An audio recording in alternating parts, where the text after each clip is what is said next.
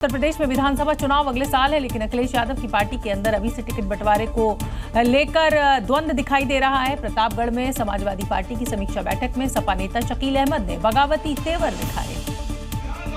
पूर्व एमएलसी सुनील सिंह साजन की मौजूदगी में हो रही समीक्षा बैठक में शकील अहमद ने यहां तक कह दिया कि अगर उन्हें इस विधानसभा चुनाव में टिकट नहीं मिला तो वो निर्दलीय बनकर चुनावी मैदान में उतर जाएंगे। अगर मुझे 2027 में टिकट नहीं मिला तो मैं चुनाव को लड़ूंगा, चाहे मैं निर्दल लड़ूंगा। मैं बसपा से 3 बार चुनाव लड़ा हूँ, मैं किसी लोगों से कमजोर नहीं हूँ। शकील अहमद का दर्द छलका तो मन में दबी कई शिकायतें भी बाहर आती चली गई।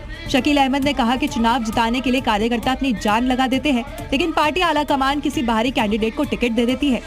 जब भी चुनाव होता है यहाँ बाहर के कैंडिडेट को चुनाव को टिकट देके विधायक तो हम लोग बना देते हैं, लेकिन विधायक कभी फोन नहीं उठाते हैं। समाजवादी पार्टी के नेता की इस नाराजगी ने 27 के मिशन में जुटे अखिलेश यादव को कड़ा संदेश भी दे दिया है कि विरोधियों से निपटने से पहले पार्टी के अंदर हो रही नाराजगी को दूर करना जरूरी है। उत्तर प्रदेश में चुनावी बिसात बिछने से पहले मुख्यमंत्री योगी आदित्यनाथ ने एक बड़ा दांव चल दिया है। आज उन्होंने प्रदेश के करीब 12 लाख से ज्यादा टीचर्स और शिक्षा कर्मचारियों को बड़ी सौगात दी है और अब इन टीचर्स को राज्य के बाकी कर्मचारियों की तरह कैशलेस इलाज की सुविधा मिलेगी।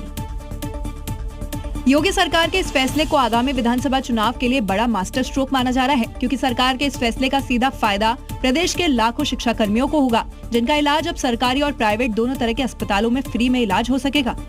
शिक्षकों को कैशलेस चिकित्सा सुविधा का लाभ प्रदान किए जाने के संबंध में आज मंत्रिपरिषद ने अपनी सहमति दे दी है।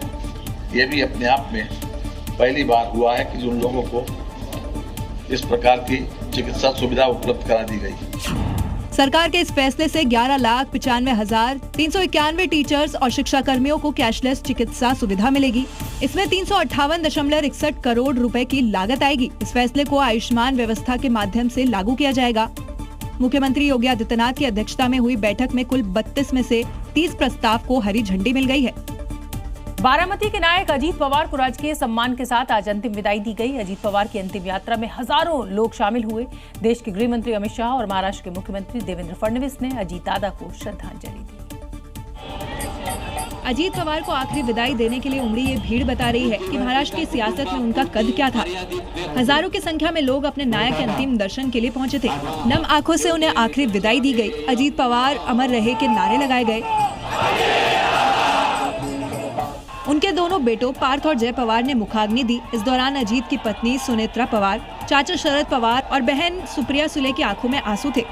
गृह मंत्री अमित शाह, सीएम देवेंद्र फडणवीस, एकनाथ शिंदे, नितिन गडकरी और राज ठाकरे जैसे कई नेता उन्हें श्रद्धांजलि देने पहुंचे थे। किसी ने सोचा भी नहीं था कि अजीत पवार ऐसे चले जाएंगे। उनके हेलीकॉप्टर क्रैश की जाँच जारी है।